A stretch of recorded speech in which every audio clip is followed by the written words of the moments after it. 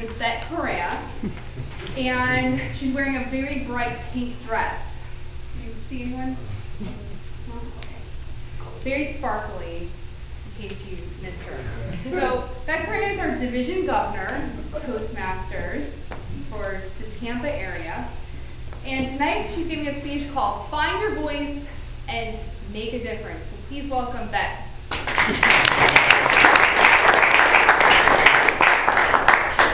Thank you all. Now, what makes a good life? What makes a good life? Is having a good life just following the 10 Commandments, meaning don't murder people, don't steal, don't cheat? Or do we have to do something more than that to have a good life? Now, in his book, John Piper writes about these people, these Americans, who sit on their couches and watch family television with their children. And he says that they believe they're living a good life because they're not out committing crimes, they're not cheating on their taxes. But is that true? He says no. Christians need to be engaged. We've got to be engaged in our political system, and our school system, and our work. We need to be out there making a difference. So today I'm going to talk about how to find your voice and make a difference.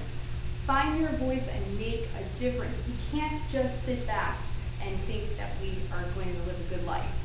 So, first of all, why your voice? Well, the reason why is because each of us has been blessed with a unique set of talents. We have been given talents and skills, and we all live in areas of where we have spheres of influence. Now, I want you all to take your piece of paper and flip it over.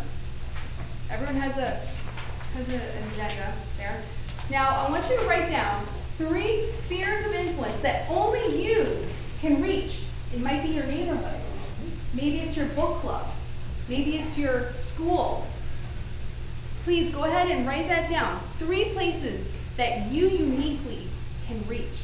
People who look up to you in your neighborhood or in your work. I can see you guys. All right, did everyone write down 3? Now these are places that no one else can get to. It's your neighbor that you can speak to. It's your coworker that you can motivate.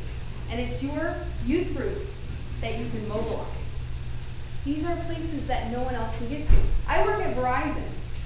I work with people from all over the world, and they're all there in that building. If I wasn't there, they may never meet another Christian. So we all have unique abilities and talents and places where we can influence. So our job is to find those places. That's our voice. That's our unique contribution. The second part of it is making a difference. So how can we go and make a difference? There's 2 ways, and Toastmasters can help you with both of those. The first way is communication. Now, communication, we all think of, oh, well, that's speaking.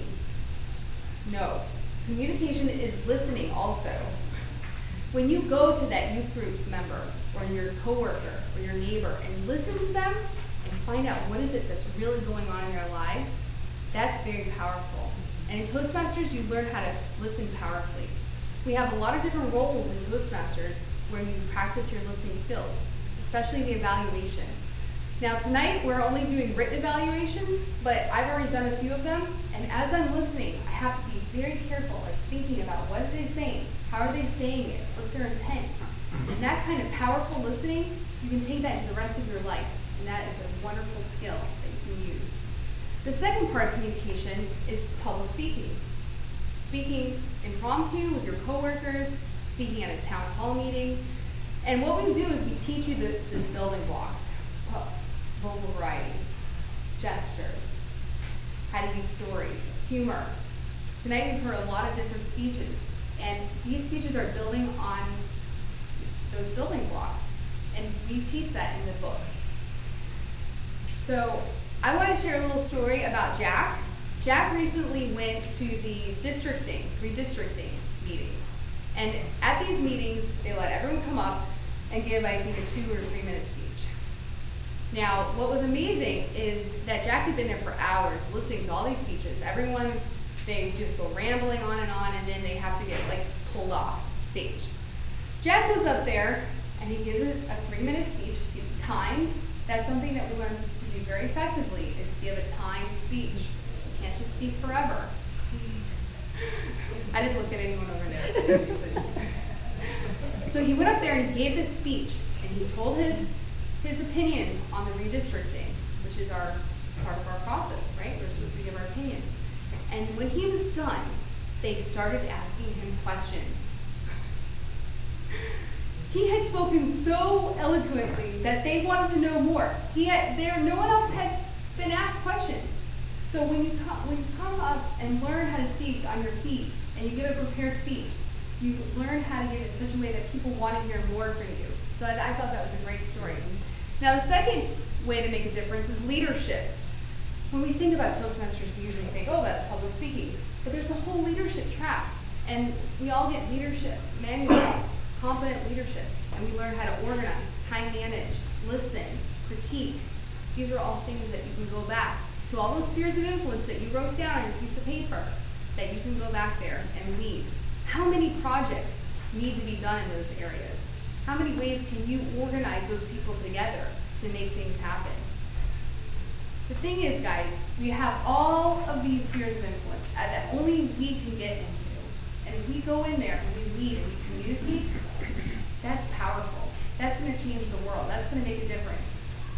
So I told you guys why your voice, because you are a unique person that no one else can replicate. You're the only one that can get into your spheres of influence. And how? Well, you can communicate and you can lead. Now, what is a good life? Is it just following the 10 Commandments? Is it just keeping your nose clean? Or do we need to get out there and use our talent and our skills? I'm going to remind you all about a little parable that Jesus told in Matthew 25. The parable of the talents. Do you guys remember this? So, there were 3 servants. 2 of them used the talents and were rewarded. The third one buried his talent out in the backyard.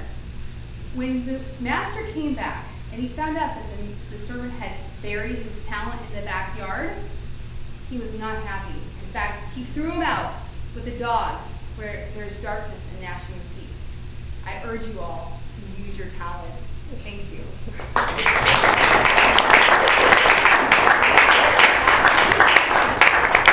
Oh, thank you, Beth.